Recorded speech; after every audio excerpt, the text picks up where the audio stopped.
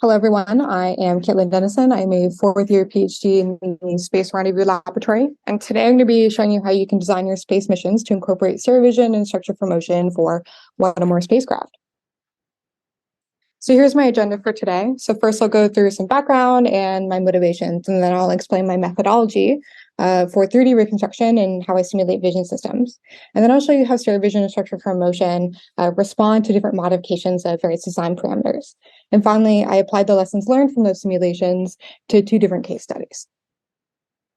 So let's jump into my background and motivations. The main application I'm talking about today is non-cooperative target rendezvous in space. This is a broad category where a number of spacecraft approach a target that cannot be actively communicated with. However, they can obtain resolved imagery of their target. This is going in popularity for on-orbit servicing, like you just saw in your previous presentation, rocket stage reuse, rocket refueling, orbital debris recovery. It can also be extended to rendezvous with celestial bodies, such as comets and asteroids, or even terrain relative navigation. What these examples have in common is that the overall shape and pose of the target are generally partially or they're fully unknown. And while cameras are ubiquitously found on board spacecraft, they have a range ambiguity, which presents a barrier to simply using the resolved images to determine the target 3D model. So most people go about solving this issue by adding LiDAR. And while we have LiDAR available, why would we even want to use vision-based systems? Well, looking at this comparison from the Hayabusa mission, the optical sensor actually wins in terms of power, its range for depth recovery, its coverage of the surface of the target.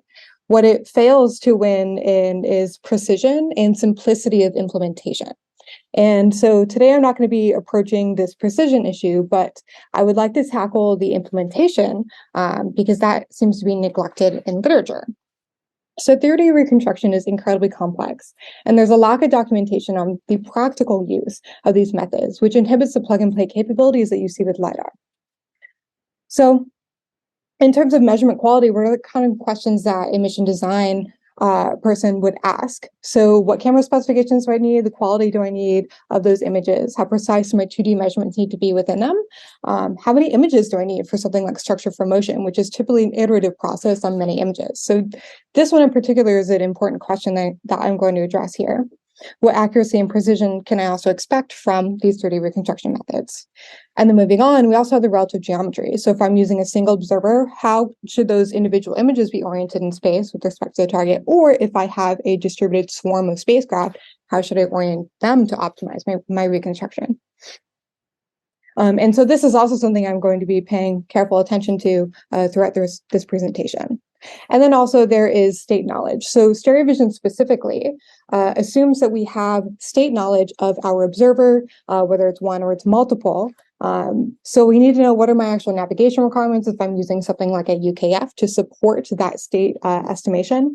And additionally, can my target be fully unknown? And this is something that is probably not possible with stereo vision, but it is potentially possible with structure for motion, where you don't need that state knowledge. Right. And so I'm going to pay careful attention to navigation requirements as well, because what those are specifically influence the stereo vision results. So there's another problem that comes about when you have an unknown target, right? So when we have sequential stereo vision, there is an assumption that the target is not moving for stereo vision within that state observation frame. And when you take sequential images, the target will actually rotate in the inertial frame, or it will rotate in the target relative frame. So if you have all your observations in the inertial frame, they're not going to be accurate. And this poses an issue when you only have your state observation measurements in the inertial frame. But if you have a distributed system, the inertial and the target relative frame, when you're taking the images in a synchronized fashion simultaneously, the target relative frame and the inertial frame are perfectly aligned in that moment. So if you have multiple agents, this alleviates that issue with stereo vision. And this is something I'm going to look at as well, is what happens if these images become desynchronized, because then you just get back to this original problem of the inertial frame moving with respect to the target relative frame. Okay, so how do I actually create the images that I'm using for these tasks, and how do I perform my reconstruction? So what you're looking at here is an image of the asteroid 433 Eros and the Tango spacecraft from the Prisma mission. I'm shooting my images using MATLAB and OpenGL. And I am using SIFT and orb key points on my targets. So SIFT works better for natural features, such as craters and shadows and things like that on the surface of Eros, while orb is basically a corner detector, so it works better on spacecraft, so that's why I'm using it. Additionally, I'm doing very idealistic key point matching here because I'm not studying key point matching in this paper. So I'm getting ideal key point matching for my stereo vision and structure for motion results. And again, how am I actually performing this 3D reconstruction? I'm not going to get into the details of how I'm truly performing this. Go look at the paper for that. But what you need to know is for stereo vision, the input is the observer pose with respect to the target and the image measurements. So this the key point centroids that are going into stereo vision. And coming out of that is a full 3D point associated with all of the paired image measurements. And so this one is fully up to scale. It's just dependent on your inputs that are going into it.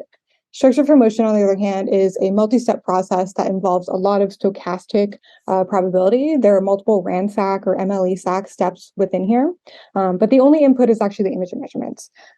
However, what you get out is an observer pose with respect to the target, so it's position and attitude, but this is only up to a scale. So you cannot recover scale with basic structure for motion like this. You do get a 3D point that is unscaled. Okay, so now let's talk about how all the parameters that go into these 3D reconstruction methods influence the results that you're seeing. So I set up my simulation in a way that allows me to individually tune each relative geometry parameter that influences both structure for motion and stereo vision. And this table shows the parameters that I tune for relative geometry. When I evaluate one parameter, such as the percent of the field of view, all the others are set to their default values, which are listed as the last row in the table. So I set up an arbitrary reference frame F, which you can see in the left-hand corner here. You can think of this as like an RTN frame. It's centered with the target, but it doesn't rotate with it. And then my observers are positioned in a circle around the target. They're the red frames that you see there. They're equally spaced in that circle. And when I want to add a new observer, because I am varying the number of views or number of observers in this system, I just add one clockwise to that. As you can keep going around the circle, adding new agents. And so this is what that system looks like when I have a synchronized system of 3 agents. So my images are taken simultaneously, and then they will rotate or they will orbit basically around that target and then take new images and the like. So my target is also rotating within this frame, as you can see here. And then for my single agent tests, then the single agent rotates clockwise around the target itself. And then if say I'm using 3 images for this, I would take those 3 sequential images and use them for my structure for motion. However, there's an issue here where that target is rotating, right? So I need the actual angular separation between spacecraft in that target relative frame. And so when I modulate the angular separation in these design parameters, I'm talking about the relative position, that relative angular separation, not the angular separation within my arbitrary like RTN frame. And so the final parameter that I haven't talked about here is the percent of the field of view. And so this is exactly what it is here. It's the span that the target takes up within the camera's field of view. And I use this instead of something like the distance of the target because it makes it agnostic to the camera that I'm using and the size of the actual target itself. Because Eros is 33 kilometers in diameter, whereas Tango is 1.5 meters. So here's some first results for you. The left-hand column is the angular separation between my agents, and the right is the number of views. And what you'll first notice here is as I increase my angular separation, my stereo vision, which is the top row, increases, or the error decreases as you increase the angular separation up to a point. So the light gray lines here are the number of matched features.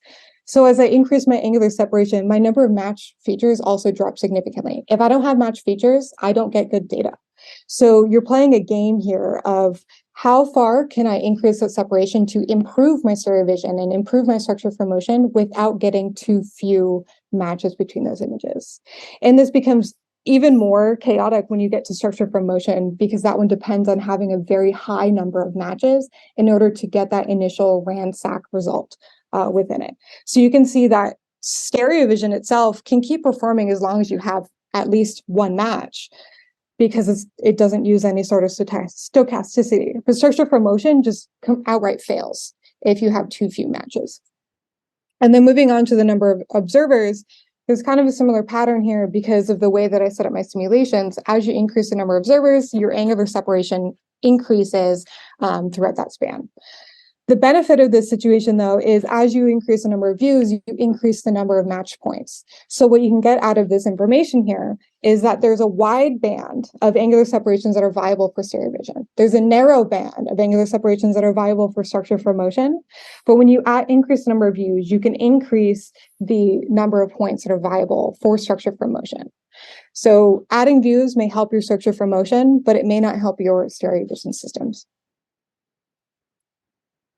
And then the last two parameters are relative geometry. So the percent of field of view. So as you get closer to your target, there's more detail in the images and everything. And you can pick up a lot more points, like you can see with those gray lines back there. And this, again, is kind of similar to, as you get more detail, you get better matching and everything. And so therefore, your stereo vision and your structure for motion results simply improve. And when it comes to the rotation rate increment, this one is also subject to the way that I set up my system. Because I'm keeping my angular separation in that target relative frame the same, the rotation rate increment here has very little influence in the system. But what you do see here is a very significant difference between sequential imaging versus synchronized imaging. In all of these plots, the synchronized imaging has a lower error than the sequential one. So you're getting better results by having those synchronized images. Okay, so, and this is because of the lighting conditions within them, right? So when you have synchronized images, the lighting conditions are exactly the same. When you have it sequential, they change over time. And then just in terms of, how you can actually use this data, you want to make sure you have enough matches. You want to be close enough to get that detail. And you want to be close enough that you start decreasing the reconstruction error. And moving on to the state uncertainty, and this only influences the stereo vision results, so I'm not going to show you any structure for motion ones here. But this is the observer pose that gets added to or gets input into the stereo vision algorithms. And I have 4 different methods of state uncertainty. So the first two are the absolute position error and the relative position error. So the absolute position error is simply just a Gaussian error added to each of the spacecraft's, position. Straightforward. The second one, though, is a relative position error, and this one is kind of like having a pseudo range and Doppler measurement. And so I have a chief that I've designated in each of these situations, and that one has an absolute position error, and then you simply add a relative position error to each of the deputies. And this is generally a smaller number. It's about 1 meter for, LEO-based orbits. And so you can see the ranges that I'm evaluating up there. And then after that, I have the attitude error, which for a nominal emission is about 60 arc seconds of attitude error. And so I'm just changing that the attitude quaternion that I'm using for my observer position. And then the final one is the relative clock offset. And this is also basically a pseudo range error, but this is really important for those synchronized agents because the images will then be technically different and will technically be in a different position if your clocks are incorrectly synchronized. So here's all of the state uncertainty results. There's no structure for motion in here, like I said. And the main one that you really need to worry about with this is the absolute position error, which makes absolute sense. You have almost a 3 times error increase when you add absolute position error. So if there's anything that you need to reduce in your navigation requirements, it is that absolute position error. And this one makes total sense. The attitude error, this one has very little influence on it. And this is also because structure from motion and stereo vision, these algorithms, because you're getting that angle bearing, an error in something like attitude is really not going to influence your system too much because you can get that angle bearing out of stereo vision itself because of the image measurements, as long as your matching is correct. And so this is also what's happening when you move on to the relative position error and the relative clock offset, right? So the relative clock offset, this one just adds such a very minimal amount of position error and timing error, rotation error, everything to the system that you really just don't need to worry about it. But the relative position error, this one I found really interesting, that you can increase that relative position error quite a bit, and it still will not have much of an influence on your system. So what's going to happen if you have a relative range measurement for your system is you'll just have the baseline absolute position error onto your reconstruction measurements. Okay, so now how can you actually apply this to your systems, and is it different for a spacecraft versus an asteroid? So the first one we'll look at is a non-cooperative spacecraft. So this is going to be something where we have no shape model, we don't have any sort of, we may have like a position of it in inertial space, but we don't know our relative position to that. And that's something we want to recover, is relative position, relative shape, rotation rate, and everything. So for this, I would choose structure from motion because we don't have that information. And then using the results that I showed earlier, you want your angular separation to be in the range of 15 to 40 degrees between your agents. You want to have 2 to 4 images in your sequence. And then you also want to be pretty close to your target as much as possible, just to get that detail. However, this becomes a safety issue because in order for me to achieve that 50% of the field of view, I think it was about 3 meters proximity to my target in order to achieve that. And that's not okay. I don't want to be 3 meters from my target if I don't know where it is, right? So I backed it up to 5 meters, that's still risky. Probably wouldn't do that. But that allowed me to, so I have my gamma of 40% over here and my distance to about 6 meters. And what does this actually look like? So here's the structure from motion results for my 3 sequential images performing structure from motion. My diameter of my target is about 1.5 meters, like I said, for Tango. And the error, like my percentage error, is about 1.3% for that structure from motion. And I like this. This is pretty good. I'm happy with these results.